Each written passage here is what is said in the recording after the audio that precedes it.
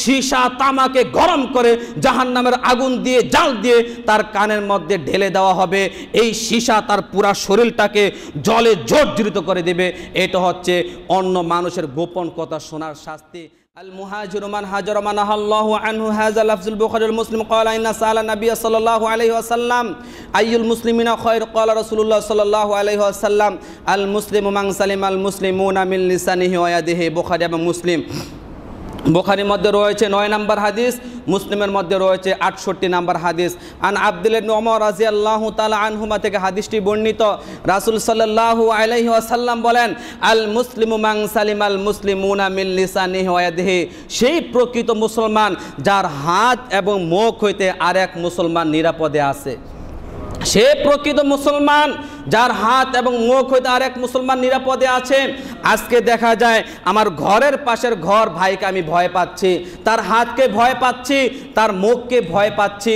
যদি উচিত কথা বলে ফেলি হতে পারে সে আমাকে হাত দ্বারা প্রহার করবে, হতে পারে তার এই মুখ দ্বারা গালিগালাজ করবে। এই যে আমি আপনাকে ভয় পাইলাম, এই ভয় পাওয়ার কারণে আপনি প্রকৃত মুসলমান হতে পারেন। আমি শুধু আপনাদের সামনে বলে দিচ্ছি, এই কথাটা হচ্ছে রাসূল সাল্লাল্লাহু আলাইহি ওয়াসাল্লামের বুখারী এবং মুসলিমের মধ্যে হাদিসটা আসছে। ওই ব্যক্তি প্রকৃত মুসলমান যার হাত এবং মুখ হইতে আরেকটা মুসলমান নিরাপদের মধ্যে থাকে। আজকে দেখা গিয়েছে একটা বাঘকেও মানুষ এত ভয় পায় না, একটা মানুষকে মানুষ যত ভয় পায়, ঠিক কিনা?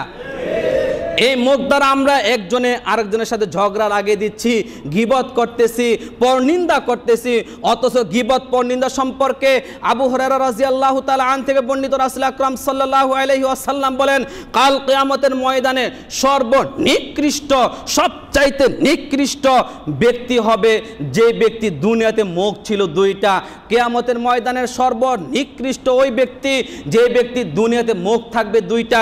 এইখানে এক কথা বলে, ওইখানে অন্য কথা বলে, এইখানে এক কথা বলে, ওইখানে অন্য কথা বলে।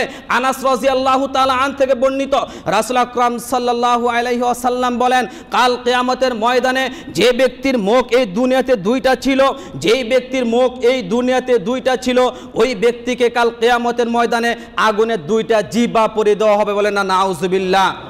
এই মুখ দুইটা থাকার কারণে কাল কিয়ামতের ময়দানে আল্লাহ তাআলা দুইটা আপনার আগুনের জিহ্বা পরিয়ে দেওয়া হবে। রাসূল সাল্লাল্লাহু আলাইহি ওয়াসাল্লাম আরও বলেছেন, আজকে আমাদের একটা চরিত্র হয়ে গিয়েছে, অমুক ঘরের মধ্যে গোপন কি কথা হচ্ছে আমরা ওগুলোকে এভাবে কান লাগিয়ে বসে থাকি, তার গোপন কথাগুলো শোনার চেষ্টা করি। একসাথে 3 মানুষ বসে কথা বলতেছে, আমরা বিবেচনা করতেছি মনে হয় আমার বিরুদ্ধে কথা বলতেছি, একটু শুনে আসি তো। মোবাইলটাকে কানে লাগিয়ে একটা ভান ধরে তাদের পাশে দিয়ে যাচ্ছে, তাদের কথাগুলোকে লক্ষ্য করতেছে। এই সম্পর্কে আল্লাহর হাবিব সাল্লাল্লাহু আলাইহি ওয়াসাল্লাম বলেন, যে ব্যক্তি কিয়ামতের ময়দানে অন্য মানুষের গোপন কথাগুলো শুনলো, কাল কিয়ামতের ময়দানে আল্লাহ তাআলা তার কানের মধ্যে সীসা তামাকে গরম করে জাহান্নামের আগুন দিয়ে জাল দিয়ে তার কানের মধ্যে ঢেলে দেওয়া হবে। এই সীসা তার পুরা শরীরটাকে জলে জর্জরিত করে দেবে। এটা হচ্ছে অন্য মানুষের গোপন কথা শোনার শাস্তি। আজকে আমরা মুখ দ্বারা অনেক বাজে বাজে কথা বলতেছি, গালিগালাজ করতেছি, হাত দ্বারা আক্রমণ করতেছি। শুধু তাই নয়,